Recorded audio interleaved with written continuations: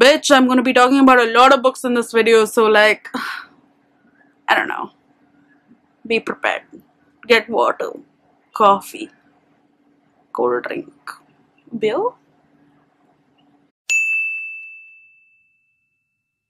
Hello, and welcome to a new video. My name is Priti, and in case you didn't know, I like to read books. So, in the month of April, I actually read 17 books, which is sort of insane because in the 3 months prior, I read 15 books. So, I basically read like more than what I read in those months. So April was a good month for me. It wasn't bad, but yeah, I'm here to talk to you about all the books that I read, giving you a short, snappy review of them, hopefully, because I don't want this video to be too long for ya.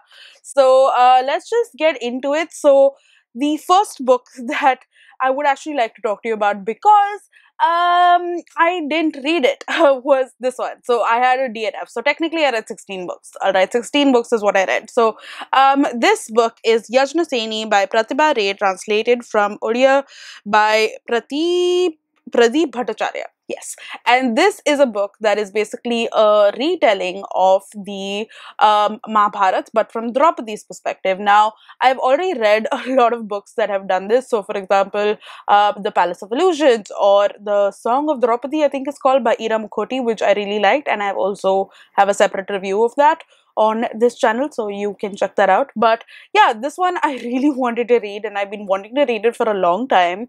However, I just didn't gel with the authorial voice in this. I just thought that it was a teensy bit dramatic, and since the only reason that I was reading this book was just to like see what she has to say, and like the voice of the author would really matter because I know what happens.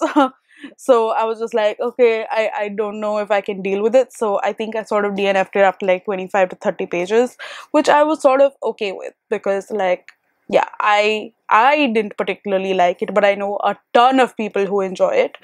So maybe you will too, and I would definitely ask you to check this out if you wanted to check out a retelling of the Mahabharata, but from Draupadi's perspective, even though I didn't read it. Alright, so the next 4 books are actually books that I cannot talk to you about in this video, because I actually have a separate video coming about those books, like with reviews, full-blown reviews, and that is the Booker International Shortlist. So I read 4 books in the month of April, which was Boulder, Standing Heavy, Time Shelter, and Whale, and I really enjoyed some of them. I really did not enjoy some of them. I thought some were okay, so that's great. I got the whole gamut of emotions, so you can subscribe and watch my video that's coming out literally next week, with all of my reviews on these 6 books that are shortlisted for the Booker International Prize, and it's a fun time. So yeah, I would love if you could check out that video when it comes out next week. But another book that I read for the Booker International Prize that I thought might get long shortlisted, but was actually just longlisted, is Mother Dead by Vigdis Hjorth, which is translated from I think Swedish, Norwegian. I'm not too sure. Wow, I'm an idiot. It's okay. By Charlotte Barslund. That's great. Yeah, it's just a fun name, guys. Anyway, so I read this book, and essentially what the book is about is that it's about a woman who is an artist who has come back to her home country after many years, because she one went away and then created some pieces of art that her family really disapproved of, and they sort of like alienated her and have like sort of not talking to her at all. So when she comes back, she sort of goes on this obsessive sort of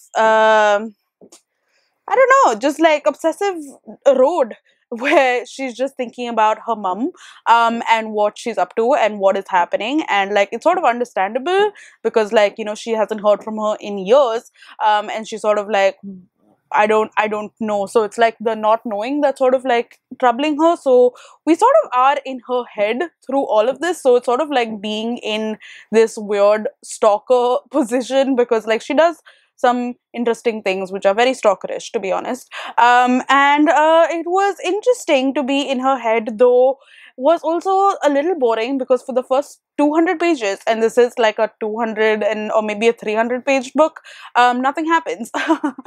You're just in a head, and it's just like tedious and like weird, and just kind of boring, where she's just like going on these thoughts. But yeah, there are bits which were interesting as well, because we get to see not only her thoughts presently, but also as she reminisces on her relationship with not only her mother, but also like her family in general, what happened in the past, and all of that sort of stuff, which was cool. But ultimately, I just thought that like the payoff wasn't as good. Though like the thought was interesting, and there were parts of it that I really liked. There were parts of it that I just thought were a little tedious. So yeah, I gave it a 3 star, and that's about it. Okay, cool. Next, I want to talk to you about a book that I read and loved so much, which is also sort of a translated book. So this is A Small Step in a Long Journey by Akkai Padmashali, who is a trans activist in India, and this is her like memoir of sorts. And why this is sort of translated is because this was done by her telling her story to a person who actually like put the words on the page, and like gathered all of this information and sort of put it into like a memoir, and it was told to Gauri Vijaya Kumar, and some of that was sort of done in her home language, which is Kannada, which is what language she speaks, but she also spoke in English, so it's sort of translated. But yeah, this book was really really good. Like it's really hard to read though, in terms of not language wise. Language wise, I thought it was absolutely beautiful, but like just the sort of stuff that Akkai has sort of gone through. She has gone through just so much in terms of not just like her parents not approving of things, you know, of like her gender and what she wanted to do, etc. But like the stuff that she's gone through, like she had to be a sex worker for a long period of time, you know, and like it was just like, I'm like, whoa. But you learn so much about like that person, but also about like she's talked about like the Hijra community. So the Hijra community, in case you didn't know, is like a community of transgender women, or intersex women who have like this very robust sort of community in India. They were like revered at one point of time, etc., but like they have this very robust like sort of culture, and like she talks about it, and she talks about not only the good things but also the bad, and she's very like unflinching when she talks about it. So I thought that it was a really really interesting book, and like if you have the stomach for it, you should definitely read it. And I wish more people read it. Honestly, I really wish more people would read it, because it really opened my eyes up to like so many different things, but also like it has a chock full of trigger warnings. So definitely be careful, and be kind to yourself before you can get into this. But if you can, highly recommend. Such a good piece of work. Okay, another Indian book that I want to talk to you about is Victory City by Salman Rushdie. This is the latest Salman Rushdie that has come out post his terrible incident that happened where he was stabbed way too many times, and was critical for a long period of time, and this is his last book that has come out. So I am excited because I loved you know, Salman Rushdie's books in general, and I was really hyped to get into it. However, this book was solidly mid for me. I thought that I don't know, it was interesting and it was good, but it just didn't capture my imagination personally. So essentially, we are told of this story called of this person called Pampa Campana. So essentially, there is a architectural site that has been found after a very long period of time, and inside this sort of barrel or pot or something, we find like a sheath of like a story of Pampa Campana, which is written by her, and basically the author is now telling us the story, like translating it and telling it to us. So it's very like meta in a weird way. But essentially, the story is of Pampa Campana, who was a legendary sort of queen of sorts, who basically built this place called Bisnaga, which is like Victory City. It translates to Victory City, and it's sort of like loosely based on like Vijayanagar, which is in South India. And yeah, it's just interesting time. So we see her over hundreds of years, because basically we see her from the very beginning, where there was like this war that basically took place, like this fight that doesn't really matter, and the women after that, because most of the men are dead, they decide to like commit sati, which is basically they walk into the fire, and she sees her mom doing this, and through that trauma there is like a devi that enters her essentially, so she gets like this boon by this goddess, and like essentially she can like, I don't know, so through magic etc she's been able to like create this world, and we get to see like the rulers of this world and what happens, and like over literal centuries we get to see like things. And I thought that this book was really really interesting in the way that it was told, and like the sort of stories that was like told to us. But ultimately, did I absolutely love this book? I did not. And I was sort of like disappointed by it. I wanted more. I wanted there to be some like excitement within the writing. Like there was a lot of exciting things happening, but was I excited about it? No. I don't know if that makes any sense to you. So, would I recommend that you read this? Yes, because I think that this is maybe one of Rushdie's most like accessible sort of reads. But would I like very highly recommend it? Not really, because I was a little bored, even though I think that like the like idea of it etc was really really really interesting, and I just loved what like the world building and everything that sort of happened with all the different sort of characters and like all of that sort of stuff. I just thought that it was really really cool, but ultimately I wasn't like fully sold on it personally. Like it didn't capture my imagination. So I would give this like a 3.5 or 3.75, very reluctantly, very sadly, but yeah, maybe you'd like it a little more than I. Alright, next I'm going to talk to you about some thrillers that I read. So I read The Writing Retreat by Julia Bartz, which was a book discussion club thing of Kayla's Literally Dead book club. So I can link you to the Literally Dead book club like discussion in case like you have also read this book and you want like thoughts. But essentially this book is about this girl who sort of works in publishing, and she really wants to write a book, and she also has like this really really fraught relationship with her best friend, which is just sort of like been torn apart at the seams essentially, and they don't talk anymore. But then what happens is that she's invited to join this writing retreat of like these very promising young authors who are all women, hosted by her like favorite author of all time. Like she really looks up to this author, like she sort of like got her into books, and like she's like, oh my god, this is going to be amazing. And she is invited along with that ex-bestie. So that ex-bestie is also going to be there. So you know there's going to be drama.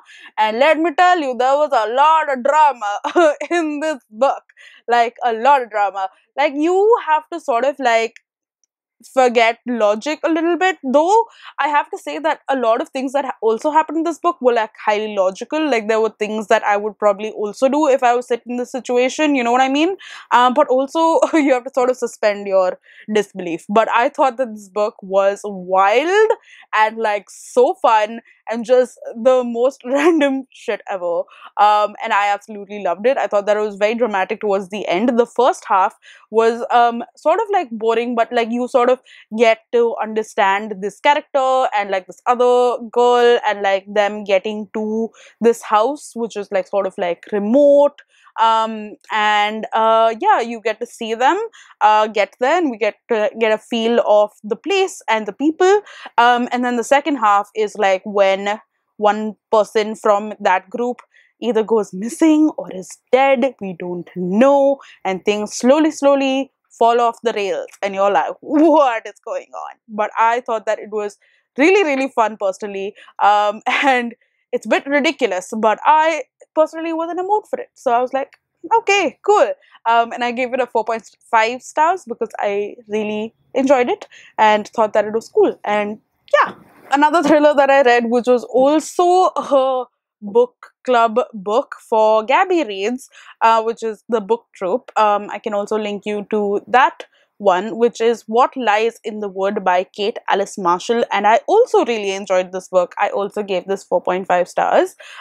Essentially, we are following this girl, like this woman, who had something really terrible happen to her in when she was a child. Essentially, when she was about 12 years old, she was in this in the forest with her two other best friends, and this serial killer essentially like attacked her and stabbed her a bunch of times, and she was basically like sort of left for the dead. And everyone thought that she was dead, but she survived. So now she is a photographer. And essentially they find out that the person who was convicted of this crime, because like her testimony essentially like put this guy to jail and he died. So like she comes back to the town, and she thinks that something's fishy, and then some things go terribly wrong. So yeah, it was really interesting, again sort of wild. There was some parts of this book that like I sort of like saw it coming, but there was some parts of the book that I definitely did not see it coming. And I thought that it was really cool that way. There what I did get to know, which I didn't know, was that this is actually based off a very famous case that has actually happened. So I did not know that. And like I don't think the author has like she didn't talk about it in her acknowledgements, which was like sort of like iffy, but like whatever. I just thought that this book was super fun and I really enjoyed it. I thought that like it was a wild sort of ride, and I gave it a 4.5 stars, as I have said, and I would recommend. Yeah.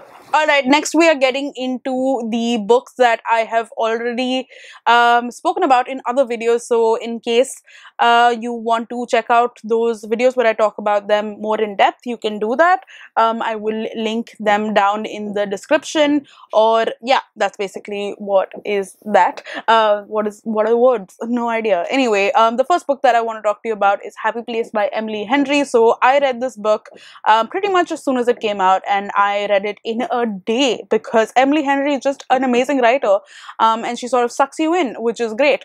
This is basically about these group of friends who sort of come to this one like villa which is owned by a friend's father every year for the summer, and they spend time together. They are friends from college, and they're sort of like grouped up in their own ways, like they become couples in their own way. But one of them, which is our main character, has broken up with her boyfriend Wynne, and she they haven't told anyone. So when they get to the place, she first of all doesn't know that he's going to be there, and then he is there, but like turns out it's going to be a very important weekend, and they don't want to ruin it for everyone, so they decide to sort of like fake that they are still together and then tell everyone in the end, essentially. And basically we get various chapters which are of the present of them at this place in Maine, and it's like this beautiful, like huge mansion-y sort of place of them drinking and chilling by the pool, and like, you know, having this wonderful like sort of relationships. I think Emily Henry just does like relationships so well. And then the other part is of like her meeting Wynne, and how did they get like together and all of that sort of stuff, but also why they broke up. And I thought that this book was good, but is it my new favorite? No. There were certain things that I had certain problems with, which you can see in the video that I made. And I spoke about it in great detail. So yeah, that was Happy Place. I did 2 reading vlogs. So one was where I went on like a mini vacation of sorts. So it was like a extended like weekend vlog sort of thingy. I went to an Airbnb close by, and I basically read 3 books, which is the Bombay Quartet, which is a bunch of novellas written by this author called Dilip Chitre in the 60s and the 80s, and it focuses on people in Bombay with very, very, very different sort of stories. He is a really weird writer and writes about really weird things. I only sort of enjoyed the first novella of this book, whereas the others were either okay or like were sort of but I still really enjoyed the way that he writes like things and like the sort of stories that he has to say. They are really, really interesting. Like the first one is about like this guy's obsession with sapphire, like the gem. And that was just so weird, but I was really into it. I gave it like a 4.5 star. But the other 3 were sort of like okay for me. So yeah, that is the Bombay Quartet by Dilip Chitre, translated from Marathi by Jayant Deshpande. Then I read the Dogri folktales by Shivanath. Now this is a bunch of folktales that have been told over the years from like the language of Dogri, or the people in Jammu, which is the language of there. And like yeah, he sort of like put it together in this book, and this was not what I wanted. It was a bunch of folktales, which is interesting. It's like a bunch of like, if you've read the Panchatantra, then a bunch of those like sort of tales that were sort of put together, like yeah, which were okay, but like just not what I wanted. And there were also a lot of them, like since this has been told like for hundreds and hundreds of years, they're very like rooted in old sort of patriarchal thoughts, you know, and like yeah, it wasn't the greatest to read, and I gave this a 2 star because honestly I just wanted to learn more about like the people from Jammu, and I got like none of that. So yeah, I didn't enjoy this, and I'm really sad about it, but I want more like books from there. So I'm gonna read more books from my home state, technically. Next, I read this book, which is Karaku by Bama, translated from Tamil by Lakshmi Holstrom. And this was a really, really eye-opening read again. This is a book by, like, she was basically the first Dalit woman to ever write, like, her memoir. And, like, it was just a really good one where, like, she didn't say a lot, as you can see, but whatever she did say, like, sort of stays with you. And like yeah, like it just sort of like tells you about like her life of growing up in Tamil Nadu, of growing as a Dalit, but like a Dalit who's converted into Christianity, and what that was like, and how like they sort of faced all of these different sort of things. Like she was told that she has to like excel in studies, so that's what she did, and that's how she got to be in the place that she is. She decided to like become a nun, and then she quit that, and like it's a lot of things, and she's led a very interesting life. So yeah, I just really liked the way that this was sort of told, and like how we got to learn a bunch of new stuff. So yeah, so this was really good, and I would ask you to check out that vlog for more thoughts. And the last book that I read for that vlog was this one, which is Terminal 3 by Debasmita Dasgupta. Essentially I read this one because I had just come home, and like I got this in my book mail, and this is a story of a girl from Kashmir. So I thought like, hey, I've read a book from Jammu, and then I can read a story about Kashmir, and then it'll be like the state, so Jammu and Kashmir. So yeah, that was basically the thought. This is basically a young adult novel following this girl who wants to basically do jujitsu and go for this like competition of sorts. But we see her initially at like the Terminal 3 International Airport in Delhi, which is why it's called Terminal 3, and she's sort of reflecting on how she got into jiu-jitsu and like the different things that sort of happened with her. And yeah, I just thought that this was a really good book. I love the illustration. The illustration style is just like freaking amazing. I just think that like I love this illustration style. And the story was also really good. So I think that this would be great for like a young adult sort of audience to sort of like maybe bring up conversations about Kashmir and what's happening, and also sort of empowering to young girls who like want to have their own thing and like maybe get into sport or whatever, even though this doesn't talk about sport too much, but like it's just like the will to do things.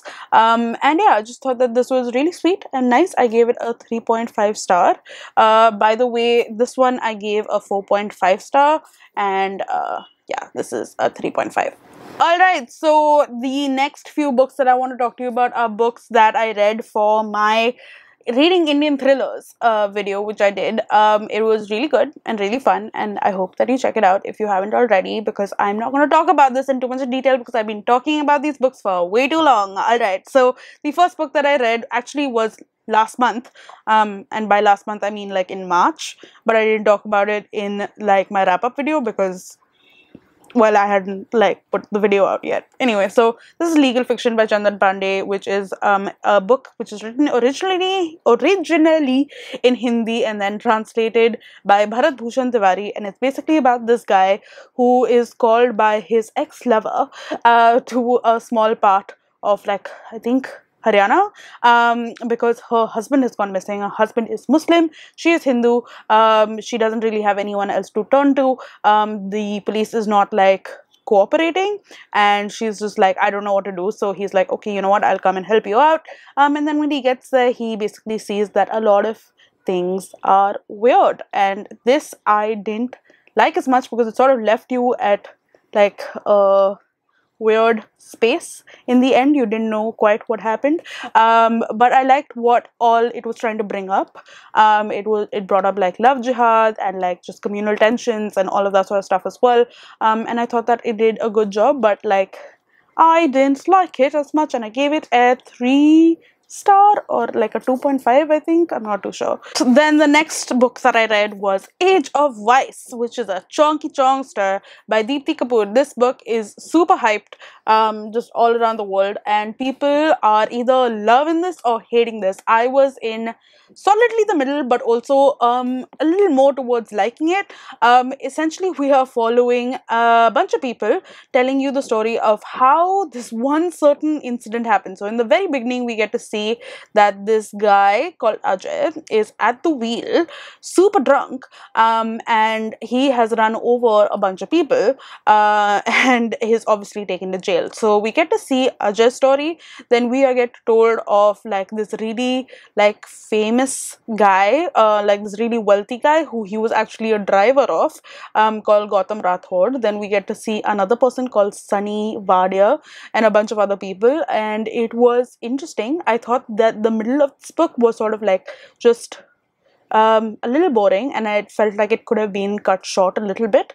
The characters in this are not very likable, but you sort of get sucked in, and I like the story overall. I felt like it was good in what it was trying to do and what it was trying to depict, and I think that Deepti Kapoor has done a really good job for this book. I do know that a lot of people have not liked this book, so like yeah, you don't know where you're going to land with this book, honestly, but I personally liked it because I like unlikable characters, and I thought that like she wrote it well. So yeah, that's my take on this extremely divisive book. And you can see more thoughts in that video. But a book that I absolutely loved, like it was probably like, was it my only 5-star of this month? Yeah, is this one, which is Black River by Nilanjana S. Roy. This book was just chef's kiss. Essentially, we are following this young girl who's about like 6 or 7 years old, in this small village which is about 2 hours away from Delhi, and she gets murdered, and we are basically trying to figure out what happened, who did it, because even though we get to see the scene. We don't know who, and we are following her father Chand, as like we sort of deal with this, but we're also following like the cops and the people around, and also like Chand's friend. It's a bunch of things, but we get to see a lot of like reality of India and of like the growing sort of hatred that is within us. But also just like I just thought that this was so well done. I really love books that can do social commentary as well as like a sort of like mystery, and this just completely nailed it. So yeah, I really enjoyed this one, and I would highly recommend to other people who also like books that have like sort of social commentary with like a mystery component. But yeah, this was really, really good, and those are all of the books that I read in the month of April. This was a long video. I'm really sorry. I try to keep it short, but yeah, that's all I have to say. As I have said before, I have another video coming out literally in a week, hopefully just next Tuesday, where I talk to you about all the books that I have read for the International Booker Prize or Booker International Prize. Basically, I review each and every one of them. So like, I hope that you stick around and watch that. And if you have reached the end of this video, please tell me if you have read any of these books, if you plan to, what you thought of my top. I don't know what I'm saying. Anyway, if you have reached the end of this video, I hope that you leave me a yellow heart for Age of Vice, a yellow heart, or like a cake, because that is a vice, wanting cake.